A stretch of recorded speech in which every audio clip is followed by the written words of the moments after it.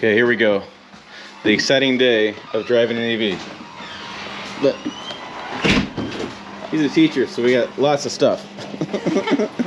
Lots of stuff. Let's open the trunk first. Do you have the keys? Yeah. All right, trunk first. We're gonna drive the Kia EV9, seen here, in the pretty blue. Although we got a little rain yesterday, so that's all right. Okay, wow, they popped out. You heard that with the ice. So even ice cover a little bit, they pop up. Okay, that's wow. A charging cord, but I have another one, so. Okay. Yeah, 3 rows. Lots of stuff going on in there. Are you excited? You know I am, but. Are you nervous, scared? I am, because my last excursion with an EV didn't go well. We were holding our breath for the entire ride home. Right. All right, and lunch. Yeah. Lunch. All right. And hey, it's Tim, Pickup Truck Plus SUV Talk. My wife, Heather, is driving the Kia EV9. First time driving an EV for her job today. So she's an itinerant teacher, goes to different schools, drives around a wide area. She thinks she's got the mileage. We think we have the range. We sure hope so. we sure hope so. There ain't a lot of flatbed trucks around here to haul this thing off if we end up not charging. So I've had it plugged in for a couple days. It's fully charged. It takes like 6 hours overnight. So this is your charging port. What we're gonna do is we should probably, I think we gotta press a button to get undo.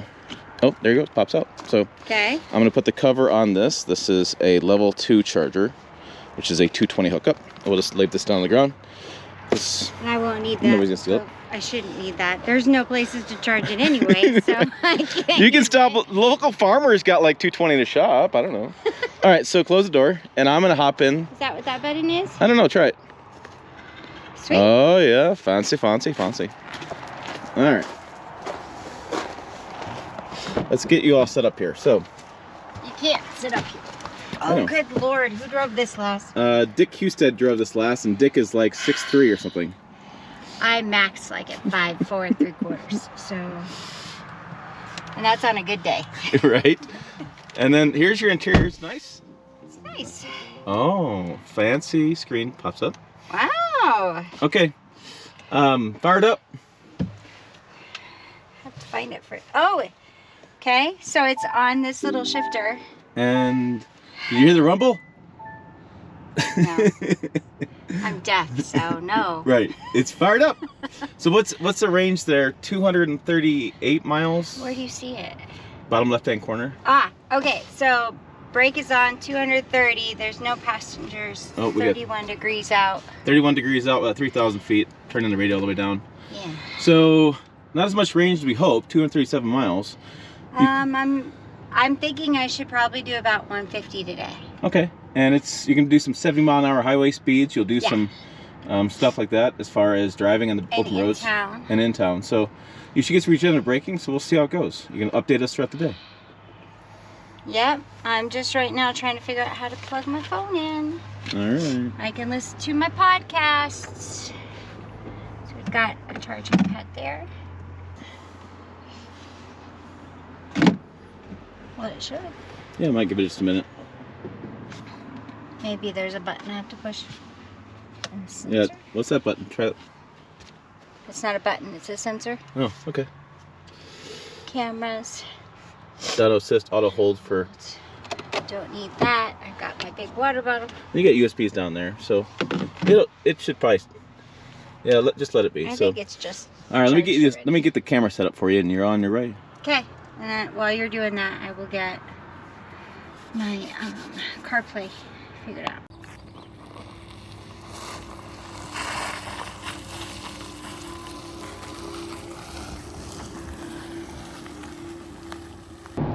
Morning, everyone. So today Tim has me driving the Kia EV9, and I just wanted to hop on for a second. I am driving, I'm not taking my eyes off the road. I'm on a highway going about 72 miles per hour, and the poor thing is so confused because within the first 2 minutes of my trip today, it's already asked, hey, it looks like you're going a distance. Do you want to pull over or find an EV charging station? I'm like, well, I have 243, so why do I need a charging station? So there you go. Kia cares for you, doesn't want you to get stranded, but at the same time, come on, it's only been 5 minutes into my trip. I think I'll be fine.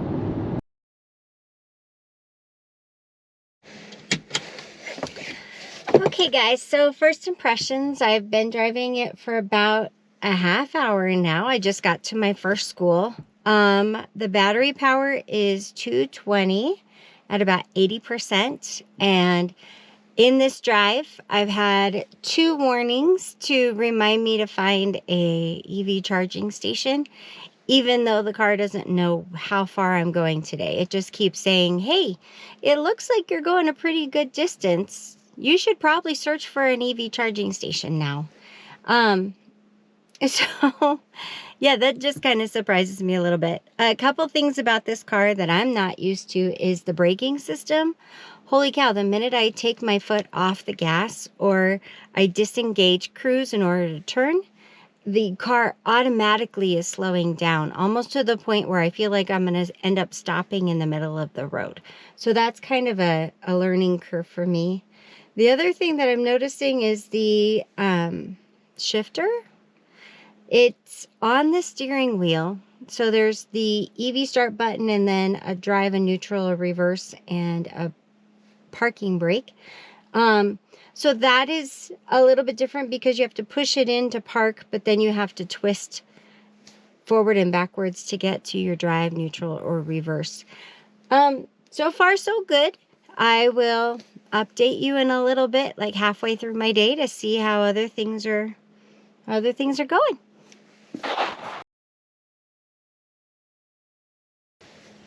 Okay, so I am just getting to my office where I have a lunch meeting, and I thought I'd give you kind of an update. So right now I am at 180 miles. So this morning I traveled about 60 miles to get to my first school round trip. And so I'm on 80, and I think I'm doing okay on power. I don't think I'll have to worry about getting to my next place because it's only about 60 miles round trip as well. Driving an EV is definitely different in the fact that it has some get up and go. It's almost like immediate. I push the gas and I'm just zooming on highway at 70 miles per hour. But also the idea that braking and stopping at a stop sign is a little bit different than a regular gas-powered car. So instead of putting my foot on the gas and slowly coming to a stop with my foot on the gas, no longer touching, with my foot on the brake, no longer touching the gas, and coming to a full stop at the sign, in an EV car, or at least in this one, instead of keeping my foot on the brake and slowly coming to a stop, I'm noticing if I take my foot off the gas completely, the car doesn't coast. It just is like slows down considerably, and then I just slowly end up at the stop sign. So instead of putting my foot on the brake to slow down to stop, I am actually putting my foot on the gas to keep going till I get to the stop sign, and then about 10 feet away, then I put my foot on the brake. So that's been a little bit of a learning curve. I need to do some more research on all of the different gadgets and gizmos and buttons it's got. But there's some buttons on the key fob that tell me that I should be able to push the button and have it move backwards or move forwards. So it's got that comfort park if somebody parks too close to us, I think. But like I said, I need to do some more research because I haven't even looked at any of the manuals or even the sticker or the paper in the glove compartment yet. The panel itself is really nice. It's huge, but what I am finding I don't like, and this is just a style thing, this is not an EV thing, is I don't like where the climate control center is on the panel. It's like, here's the steering wheel, here's your screen for how you're driving, how fast you're going. Sorry, a little orange light just popped up. I think it's doing some kind of update. We'll see if it starts when I need to go to my next meeting or my next visit. So anyway, getting back to the panel. So everything that is drive related is right in the middle of where I need it. And then over on the far right hand side, I've got everything I need for my Apple or Android CarPlay kind of stuff. And it's a screen that I'm comfortable and familiar with.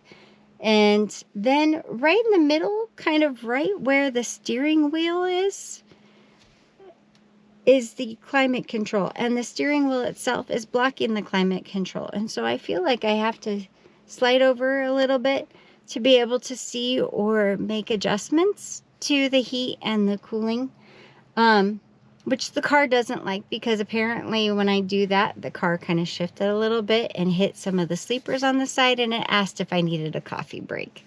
So I need to stop shifting a little bit to the right so I can stay in the middle of the road and not irritate the car like I am. So yeah, I'm going to go inside and start my next meeting, and more to come with my afternoon visit.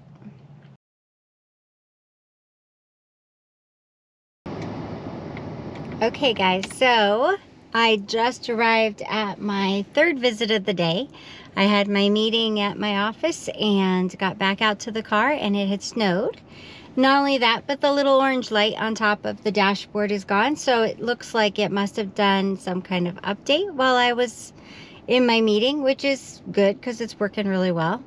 Right now, I am at 56% charge with 136 miles left. I am pretty sure I'm going to be okay getting home from here, considering it's only 30 miles to go, but I am kind of surprised that it didn't hold a longer charge than this. I think I wouldn't be able to take it for one of my longer days when I drive an hour and a half each way. I think that would be kind of a tight drive. Something else I figured out is that the little notification to, hey, find a charging station because your trip looks really long, is no longer active.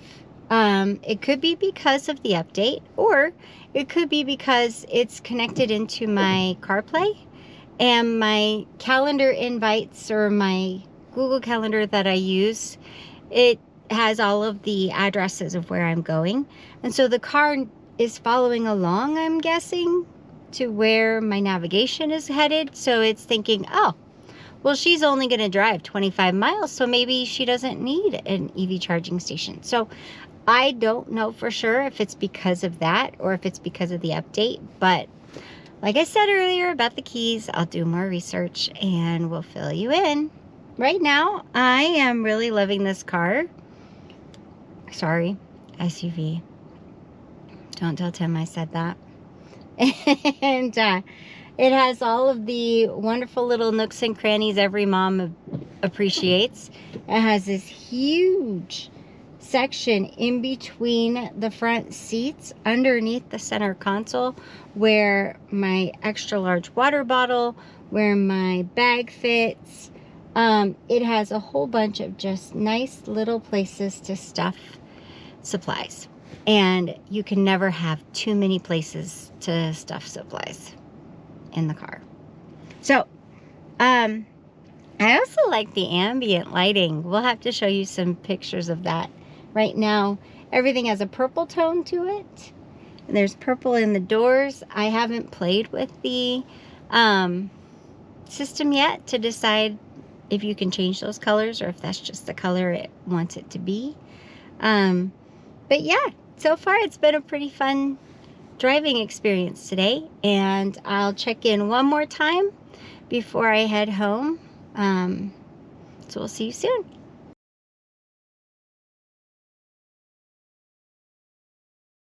So I made it. It's the end of my day. I'm back at the house, and according to the car, I have 114 miles left. And I'm kind of glad I didn't push it today because it started to snow all day today, and it is cold and disgusting. The last thing I want to do is be stuck on the side of the road with a stuck vehicle. I know that could happen in any car, but for this one, for some reason, it just kind of freaks me out a little bit more because there's no way to fix it. I can't call somebody and have them bring me a gas can. I can't fix a tire. It's like, if this runs out of power, then I'm pretty sure it's kind of done. But I'm not the expert. That's my husband. So maybe there's something new out there for EVs. And there's a way to do this just in case you get stuck somewhere. But I did not want to risk it. So I'm back home. I'm back in the EV parking spot in our little parking lot, as the neighbors call it. And now I'm going to figure out if I can charge the thing all by myself. So let's see. There's a small button down here. That, according to my rear view mirror, opened the charging back port. And there's our charger. It says there's power, connect, and charge. Ooh, it's all lit up. Okay, let's try this. There's a button, so I'm assuming I push the button and it'll, what am I missing? Oh, okay, there's a cap on the end. Let me get the cap off. That's why there's a button. See? I'm a novice at this. I don't usually do this part. And it's snowing and cold. Okay, that is nice and pushed into place. Looks like it's locked in place. Maybe that's our charging sensor. So I was down to the bottom and now it'll go back up. Will this change? It is. It says it's charging. I did it. So if I can do it, you can do it too. Okay. I'm not 100% sold on an EV for an everyday car just yet. There's too many times that I have to take my own personal car outside of town, and I just think if I didn't get everything charging, or if I had to go farther than what I did today, I think it would stress me out, and I don't do well with stress. So yeah, that was my day. I hope you enjoyed it, and there will be more coming with more info about this SUV. Okay, hey, it's Tim. I'm the husband, and as you said, expert, although I hate that term. I wanted to discuss some of the things that happened. I just got done watching all our videos, and I wanted to go through a few questions you had. And one of the things we answered a couple days ago was on regenerative braking. So that's the where it stops. And we have 3 different settings, actually 4 settings. You can do level 3, which is the most aggressive, level 2, which is moderately aggressive, level 1 is least aggressive, and you can turn it off completely. And so you can change that based on your needs. And it's paddle shifters, which I'll show you on the camera here in a minute, but they're in the back of the steering wheel, these little paddle shifters, and they tell you which way you're on, which way you're off. And it's not on all the time. This little LV2. Yeah, just turn. Oh, let's turn this off. Okay, so the little LV2, which is what I have it right now, disappears throughout the day. So it's not on all the time, but I notice it more when I actually engage the park. Right, so that answers that question. The other question you talked about was running out of battery. What happens if there's a reserve or something? No. Yeah, I know. That dead. was my big thing. It's like, the more I've driven this car through the week, the more I like it. Excuse me, SUV. The more I like it.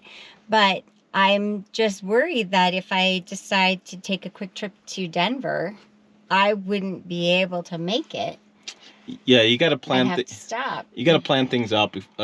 EVs require you to plan things out differently. You got to make sure you have full charge. And a full charge, 180 miles in Denver, you can probably make it down there. Yeah. Even though we're driving over Cheyenne, high elevation, depending on the weather conditions.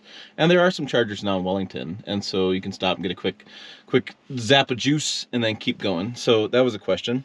And then it also depends on if where I'm going has a charger where I can plug it in overnight and get a full charge. Yeah, there's just a lot of variables that happen with EVs. And so I think over the course of you having this for the week and experiencing an EV for the first time as basically your primary vehicle, I think you've gotten used to it, calm. A little more open. Yeah, a little more open. There's still some things like you don't love where the controls are for the HVAC system. Yeah, that's not good placement. Right, but I mean, overall, I think this is. I think it's pretty good at SUV. It's the reason why it's won some awards. Yeah. My criticism on EVs is it's not just this Kia EV9, but overall it's just the price. So this is like $76,000 for a 3-row SUV. In comparison, we had a Toyota 3 syllables, Tim, Toyota Grand Highlander, which is also a 3-row SUV. In the hybrid version of that, you get 42 miles per gallon, and that's like $55,000.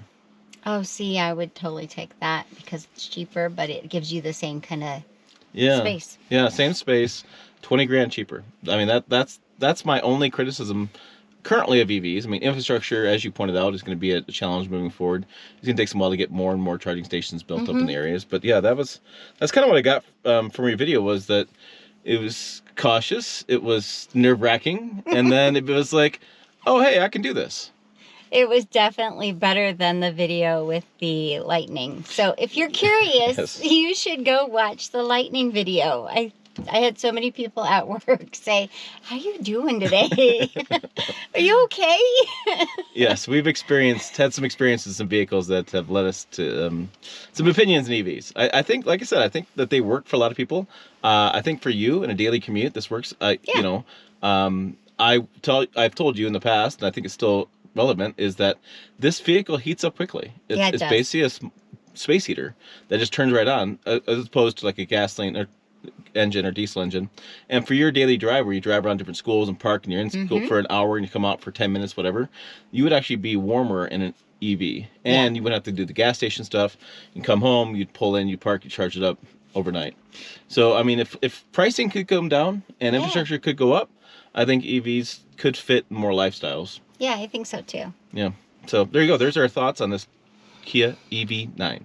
For more, including that lightning video that put the thing in her stomach, not in her stomach, check that out over, I think it's over here. I'm not sure how this video is doing on this one. I'm kind of messed up my head this morning as far as directions and stuff. Also, check out the website, pickuptrucktalk.com. The forum, good stuff in the forum. Check that out. Lots of details going back and forth. And as always, thanks for watching. We will see you down the road.